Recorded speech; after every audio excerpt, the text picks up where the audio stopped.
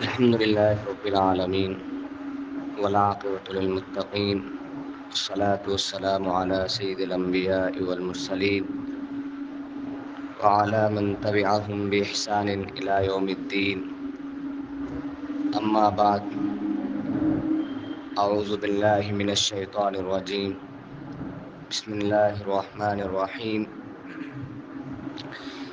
إليه يرد علم الساعة وما تخرج من ثمرات من أكمامها وما تحمل من أنثى ولا تضع إلا بعلمه. صدق اللہ العظیم. حضرات سامعین، آج ہم پارے 25 کے اندر خدا پاک کا کیا پیغام ہے اپنے مومن بندوں کو، یہ ہم جاننے کی آج کوشش کریں گے. بہرحال میں نے جس آیت کی تلاوت کی ہے پارے 25 کی، اس کے اندر اللہ نے فرمایا کہ الیہ یرد علم الساعہ، قیامت کب آئے گی اس کی خبر اور اس کا علم اللہ ہی کے پاس ہے، اللہ ہی کے حوالے کر دیا گیا ہے.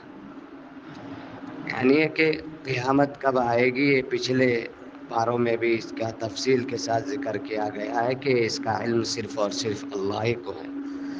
ہاں، لیکن قیامت کے علامات اللہ نے بیان فرمایا ہے کہ قیامت آنے سے پہلے دجال آئے گا، یاجوج ماجوج نکلیں گے، حضرت عیسیٰ علیہ السلام آئیں گے اور وہ حکومت کریں گے. یہودیوں کو مٹا دیا جائے گا اس صفحے ہستی سے، ایک ایک یہودی کو پکڑ کر مارا جائے گا. یہ قیامت کی علامت ہے. اور اسی کو اللہ نے بیان فرمایا کہ قیامت کب آئے گی اور قیامت کب آنے والی ہے، کب واقع ہوگی، اس کا علم صرف اور صرف اللہ ہی کو ہے. اللہ نے قیامت کا علم اپنے یہاں چھپا رکھا ہے. اللہ نے کسی ولی کو، کسی نبی کو قیامت کب آئے گی اس کا علم نہیں بتایا ہے. اللہ نے اس علم کو چھپائے رکھا ہے، پوشیدہ رکھا ہے کہ قیامت کب آئے گی. لہذا ہم کو بھی یہ علم رکھنا چاہیے کہ قیامت کب آئے گی یہ خبر اور اس کا علم صرف اور صرف اللہ ہی کو ہے. اس آیت کے ٹکڑے میں اللہ نے یہ بیان فرمائے کہ قیامت کا علم صرف اور صرف اللہ ہی کو ہے، اللہ کے علاوہ کوئی نہیں جانتا کہ قیامت کب آئے گی. اور آگے اللہ نے فرمایا کہ وما تخرج من ثمرات من اکمامها، اللہ کے علم کے بغیر، اللہ کی اجازت کے بغیر کوئی پھل اپنے درخت سے اگ نہیں سکتا ہے. من اکمامها کا مطلب اپنے گابھون سے.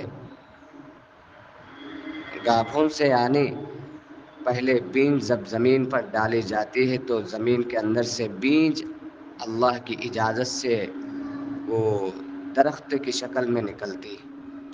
جب درخت نکلتا ہے تو پھر درخت بڑا ہونے کے بعد اسی جھاڑ پر سے اللہ تبارک و تعالیٰ کی اجازت سے، اس کی منشے سے اللہ جو ہے پہلے اللہ جو ہے ایک عجیب و غریب پھل پیدا کر دیتے. وہ پھل پھر سوکھ جاتا ہے، پھر اس سے پھول پیدا ہوتے. اب اسی پھول سے پھل پیدا ہوتا ہے. اسی کے بارے میں اللہ نے فرمایا کہ جو پھل تمہارے باغات میں پیدا ہوتے ہیں، انسان آم کے موسم میں آم اگاتا ہے، سیب کے موسم میں سیب اگاتا ہے اور کھجور پیدا ہونے کے موسم میں کھجور اگاتا ہے. لیکن انسان کو یہ نہیں سمجھنا چاہیے کہ میری طاقت سے، میری محنت سے پھل اگ رہے ہیں. بظاہر انسان کی محنت تو لگ رہی ہے، لیکن جو پھل نکل رہے ہیں یہ اللہ کی اجازت سے، اللہ کے علم سے یہ پھل پیدا ہو رہے ہیں. اسی کو اللہ نے فرمایا کہ اللہ کے علم کے بغیر، اللہ کی اجازت کے بغیر کوئی پھل پیدا نہیں ہو سکتا، چاہے انسان کتنی محنت کیوں نہ کر لے. جب انسان بیج زمین میں بوتا ہے تو بیج بھی اللہ سے اجازت لیتی ہے کہ اللہ کیا میں اپنا کام کر گزروں، کہ میں پھوٹوں، پھر مجھ سے درخت نکلے، پھر اس درخت سے جو ہے پھل نکلے۔ اگر اللہ ٹھیک ہے، اگر اللہ کہہ دے اور اللہ اجازت دے دے تو وہ بیج اپنا کام کر گزرتی، اور اللہ اس سے کہہ دے کہ نہیں، تجھ کو اپنے کام میں نہیں لگنا ہے، بلکہ تو یہیں پر مٹی کے اندر مل جانا ہے، تو پھر اب اس بیج کو کوئی کیڑا کھا لیتا ہے، یا پھر وہ بیج اپنے آپ پھوٹ کر زمین کے حوالے ہو جاتی ہے۔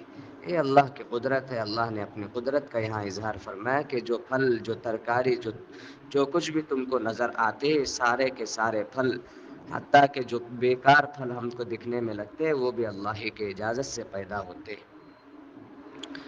اور آگے اللہ نے فرمایا کہ وَمَا تَحْمِلُ مِنْ أُنْثَىٰ وَلَا تَضَعُ إِلَّا بِعِلْمِهِ، اور نہ ہی کسی مادے کو حمل ٹھہرتا ہے اور نہ وہ بچہ جنتی ہے۔ یعنی کہ عورت جو بچہ جنتی ہے، عورت کو جو حمل ٹھہرتا ہے، یہ بھی اللہ کے علم کے بغیر نہیں ہوتا ہے، یہ بھی اللہ ہی کی اجازت سے ہوتا ہے۔ جب عورت کے حمل میں، عورت کے پیٹ میں، بچے دانی میں جب مرد کے قطرات جب پہنچتے ہیں، تو وہ بھی اللہ کی اجازت لیتے ہیں کہ اللہ کہ ہم اپنا کام کر گزرے، پھر اللہ ان کو اجازت دے دے تو وہ کام کر گزرتے ہیں۔ ورنہ تو اگر اللہ کہہ دے کہ نہیں، تم کو کام اپنا کرنا نہیں ہے، تو وہ وہیں پر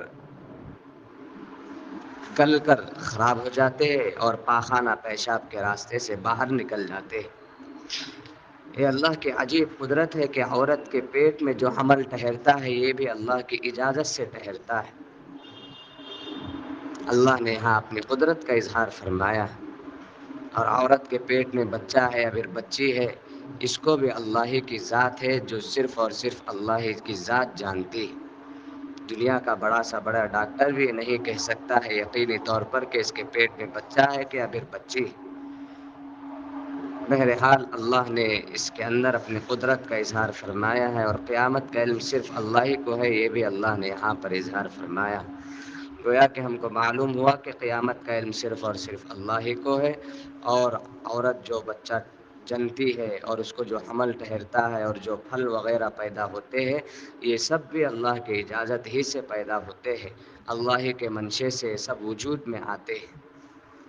اللہ ہمیں اپنی قدرت سمجھنے کی توفیق عنایت فرمائے۔ اور آگے اللہ نے فرمایا کہ وَيَوْمَ يُنَادِيهِمْ أَيْنَ شُرَكَائِي قَالُوا آذَنَّاكَ مَا مِنَّا مِن شَهِيدٍ، اور جس دن اللہ ان کو پکاریں گے کہ میرے شریک کہاں ہیں، تو وہ کہیں گے ہم نے اپنے آپ سے عرض کر دیا کہ ہم میں سے کوئی اس کا دعویٰ نہیں کرتا۔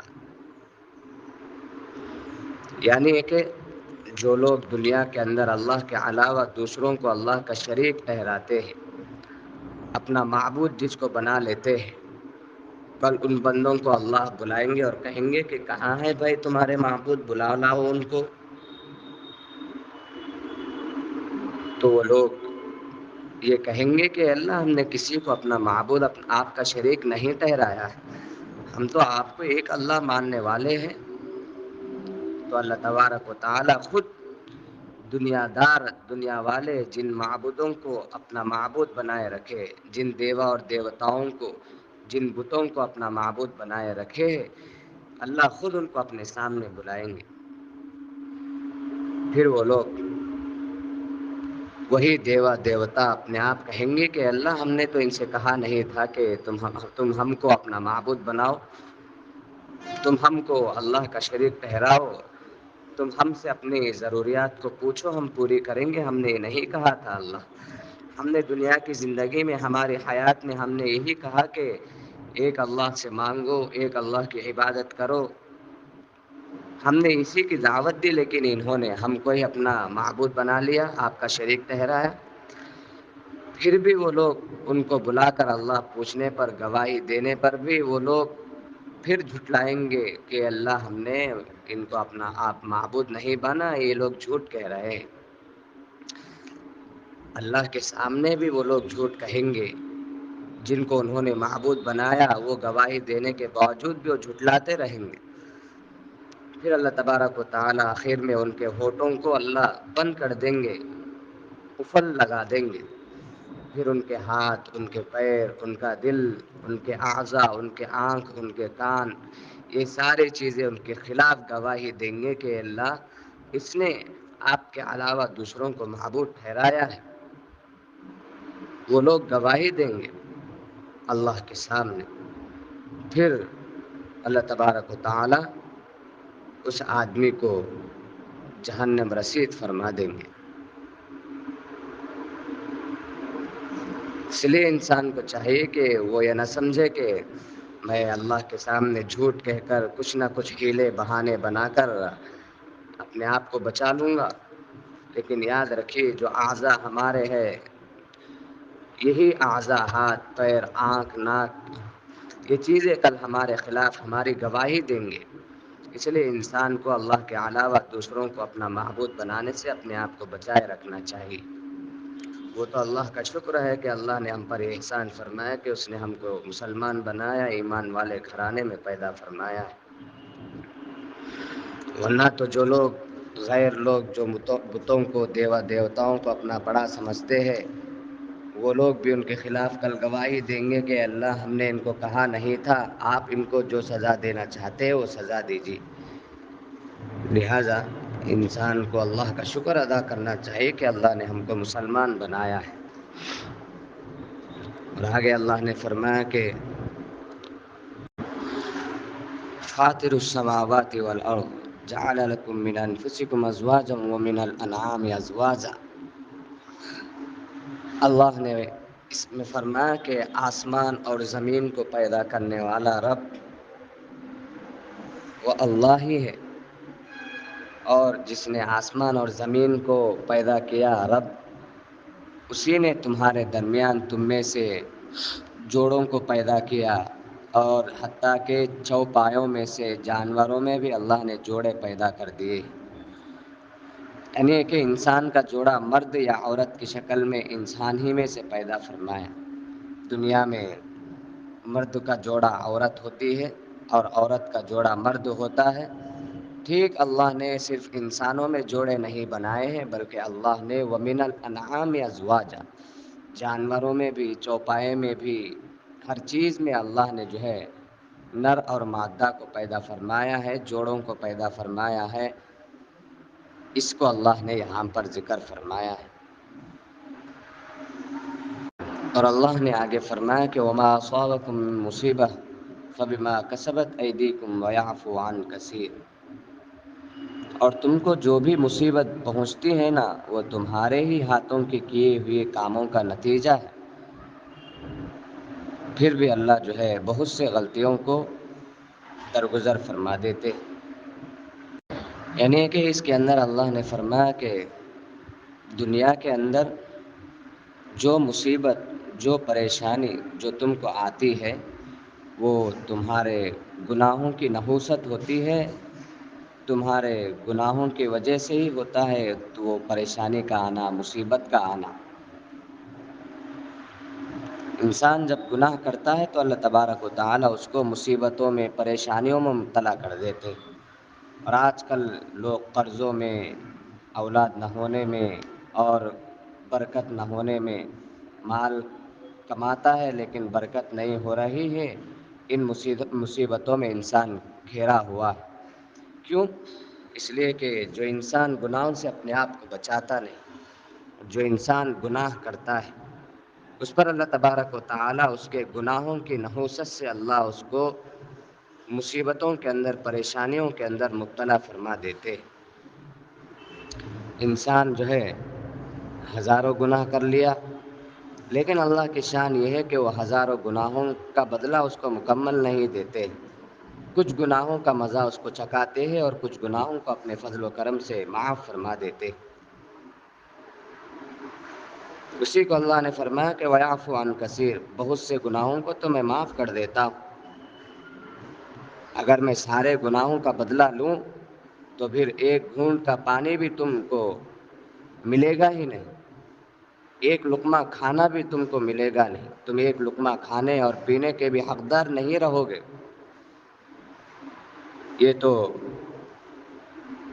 میرا فضل ہے، کرم ہے کہ تمہارے اکثر گناہوں کو معاف کرتا ہوں اور کچھ گناہوں کو جو ہے اس کی سزا دیتا ہوں، ورنہ تو ان گناہوں کو بھی میں اکثر معاف کر دیتا ہوں۔ لہٰذا ہم کو معلوم ہوا کہ جو دنیا میں مصیبتیں پریشانیاں آتی ہے وہ ہمارے گناہوں کی وجہ سے آتی ہے، اور دوسری بات جو اللہ والوں پر، نیک لوگوں پر جو مصیبتیں پریشانیاں جو آتی حضرات انبیاء پر بھی آئی، وہ مصیبتیں، وہ پریشانیاں اللہ ان کے درجات کو بلند کرنے، ان کے نیکیوں میں اضافہ کرنے کے لیے ان کے لیے مصیبتیں بھیجتے ہیں۔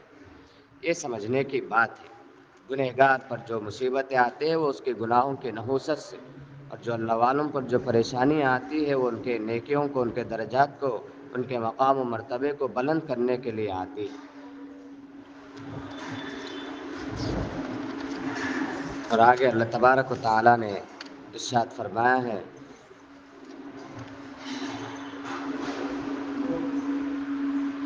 کہ ان شجرۃ الزقوم طعام الاثیم کالمہل یغلی فی البطون کغلی الحمیم خذوہ فاعتلوہ الی سواء الجحیم ثم صبوا فوق رأسہ من عذاب الحمیم۔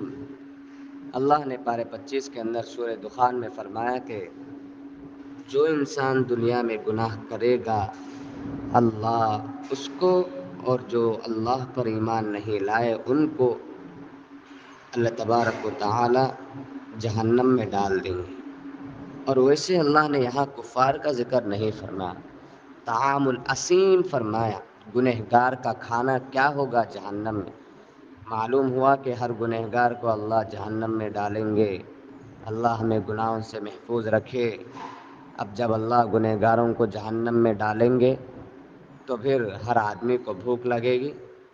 جہنمی کو جب بھوک لگے گی تو وہ یہ کہے گا کہ اے اللہ مجھ کو بھوک لگ رہی ہے، تو پھر اللہ تبارک و تعالی اس کو ان شجرۃ الزقوم، زقوم کا درخت جس کے آس پاس کانٹے ہو گئے، انسان کھا بھی نہیں پائے گا، اللہ تبارک و تعالی زقوم کے درخت کو دے دیں گے کہ یہ کھاؤ، یہ تمہارا کھانا ہے۔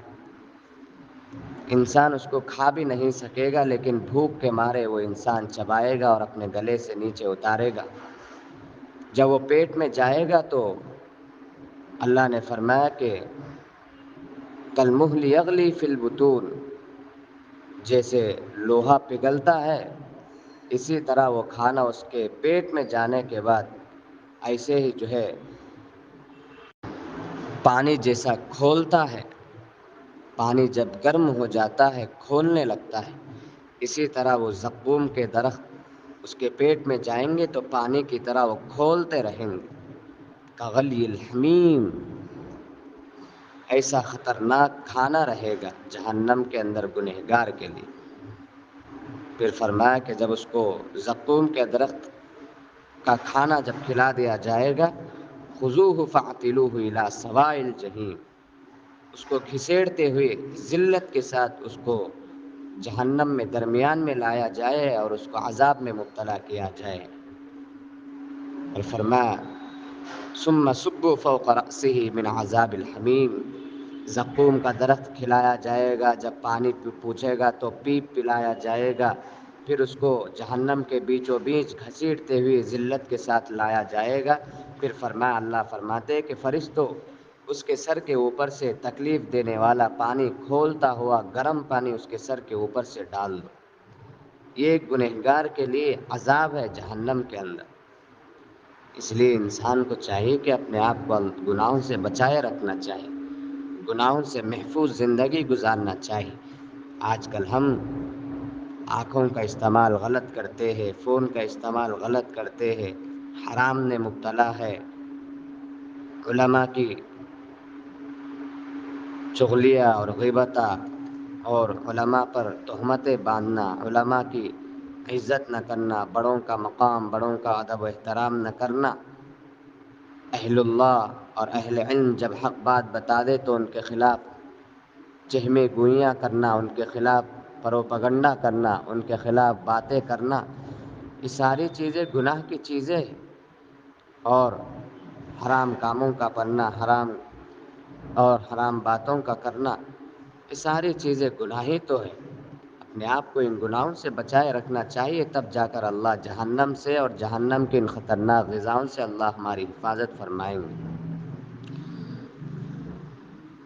یہ خطرناک جہنمی کا گنہگار کا کھانا اللہ نے یہاں ذکر فرمایا ہے، اور بڑے بھیانک طریقے سے اللہ نے آیتوں کو نازل فرمایا ہے.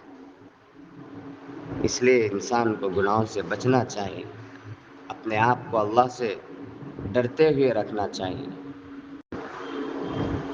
بہرحال یہ پارے 25 کا مختصراً سا خلاصہ تھا.